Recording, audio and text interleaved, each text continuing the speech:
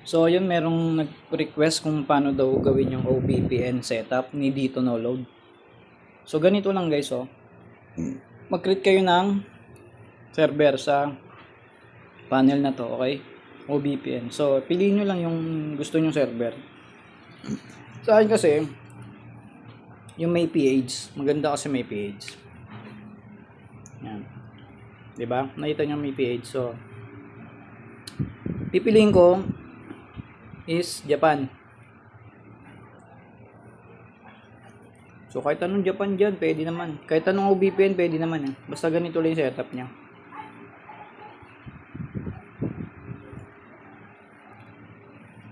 So hintayin natin, naglo-loading.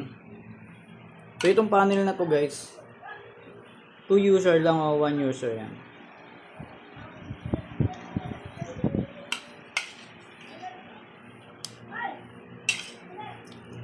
Pagawa ka lang ng username o password, ganyan lang. Tapos create account.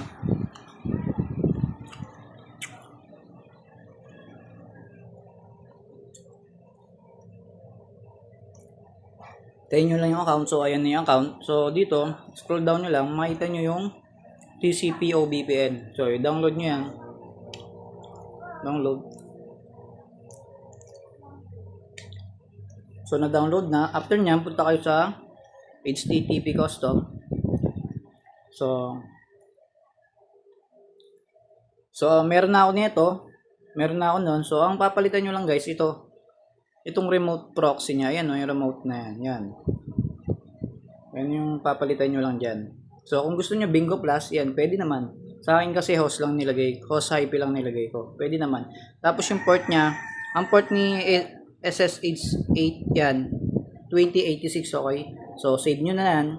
So dito naman, punta kayo dito. Maglagay kayo ng payload. Yan. So ganyan yan yung setup ng payload niya, no?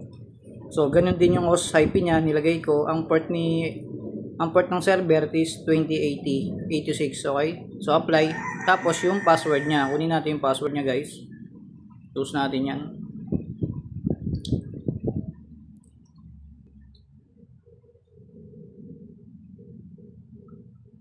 So paste nyo lang yung password dito. So meron na kasi ako nun kaya hindi ko na pwedeng i-paste yung ano. Pero sundin ko pa rin, ano ko pa rin yung paano i-paste yung ano niya, okay? So ganito yung i-paste yung files ng OVPN. So click nyo lang yung plus, tapos OVPN. Punta lang kayo dun sa, ayun, ito.